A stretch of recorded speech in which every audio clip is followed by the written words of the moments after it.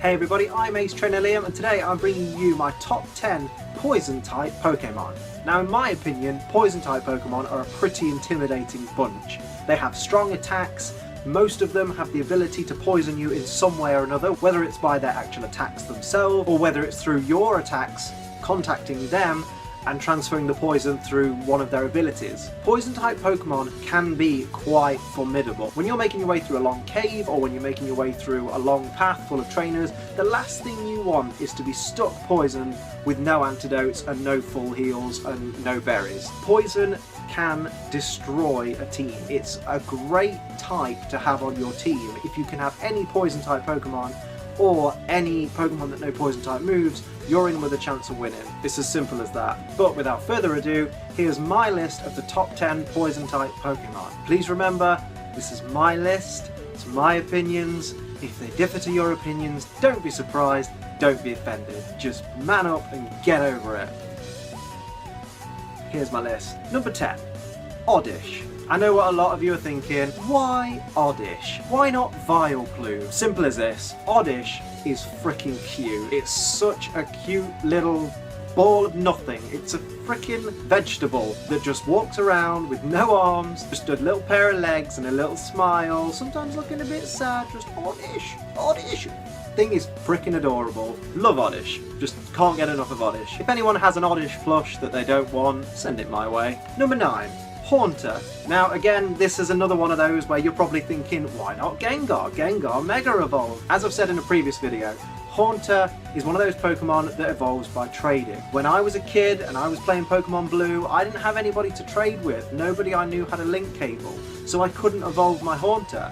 So Haunter stayed in my team all the way to level 100 and all the way through the Pokemon League. So Haunter means a lot more to me than Gengar does. It's pretty low on this list because it's not one I tend to use nowadays in terms of different poison types that have been out since, and Pokemon that came out at the same time that I've since realised are more effective in my team than Haunter. But it still deserves a place on this list for pure nostalgic value to me.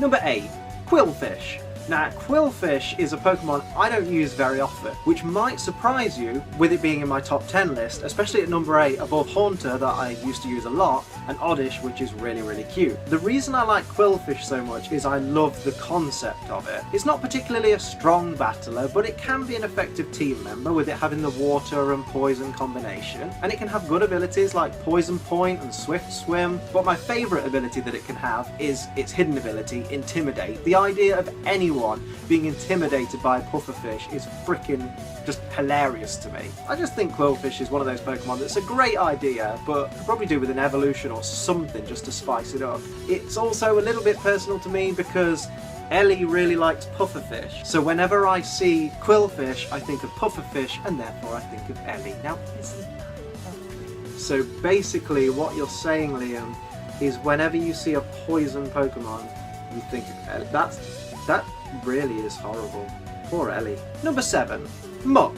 Of course Muck is in this list. Muck is the epitome of poison-type Pokemon. It is literally just a blob of toxic waste. It is literally a blob of poison. That's all it is. It's just foul-smelling, stinky, poison, toxic ooze. That's all there is to Muck. And it's pretty freaking strong.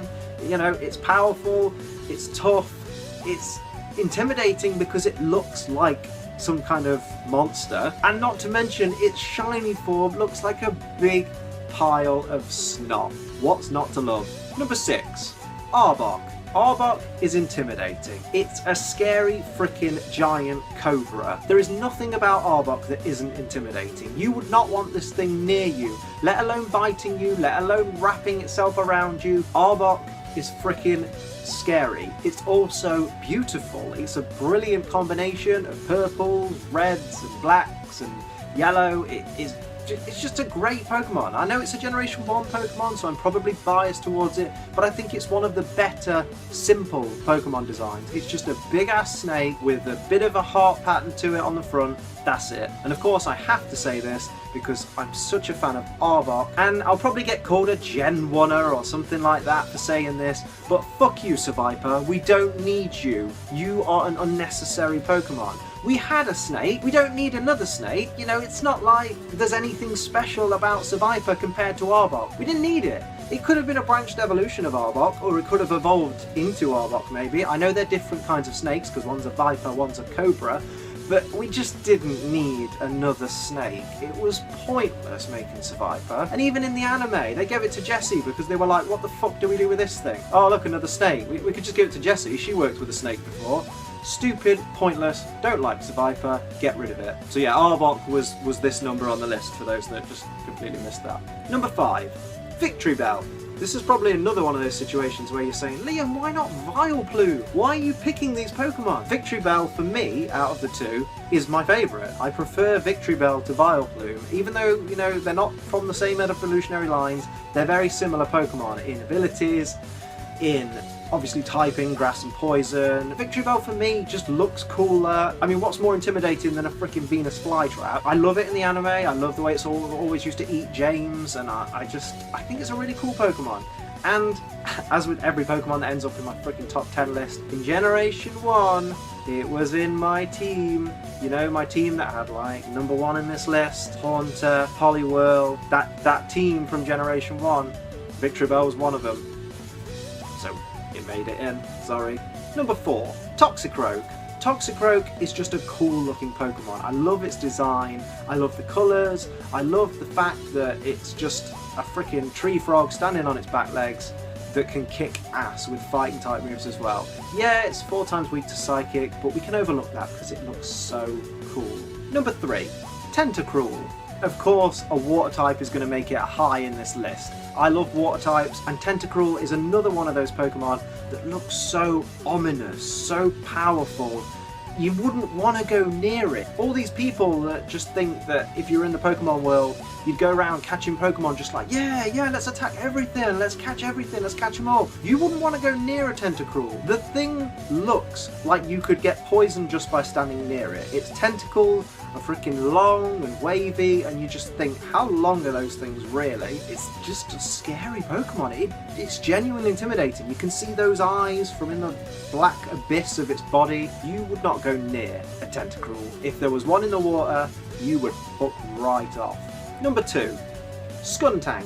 Scum Tang, as you might remember, made number 1 Dark type in my favourite Pokemon of each type video, and for good reason. The thing automatically learns Flamethrower. Let's get that out of the way. That's my favourite thing about Scum Tang. It evolves from Stunky at level 34, bam, Flamethrower. Why? Because it's a poison skunk. Why would it not use Flamethrower? Just doesn't make sense to me, but it's fantastic. And then to top it all off, the last thing it learns is Explosion. So if you've run out of ideas, if you've run out of any other option, bam! Blow up your Scum Tang, because you can. Number 1, Nidoking. This goes without saying really. Everybody knew that Nidoking was going to be number 1 in this list. Yeah, it's not particularly as useful as it used to be in yesteryear. You know, we used to earthquake everything with Nidoking and that's all we needed to do. But I still have a fond, nostalgic connection with Nidoking. It was always in my team in Generation 1, that fabled team that I always bang on about. My first playthrough of Pokemon, my first probably 10 playthroughs of Pokemon Blue had Nidoking in my team as soon as possible. It's just so cool looking, it's so tough, it just looks bulky and angry, and you feel like if you were walking down the street and you had your Nidoking in tow, people wouldn't mess with you. People would be like, whoa, he's got Nidoking, let's just step away from him. It's just kind of one of those boyhood dream Pokemon where I'd love to have had a Nidoking if it were possible, but it's not, so kind of sucks. But it's still my favourite poison type, and I will always be a fan of Nidoking. Not so much Nidoqueen, I think it's the tits that put me off. Thanks everybody for watching, I hope you enjoyed the video. Let me know in the comment section what your favourite poison type Pokemon are. As always, don't forget to subscribe and share the video with as many people as you can. I'm Ace Trainer Liam, but until next time, keep on training.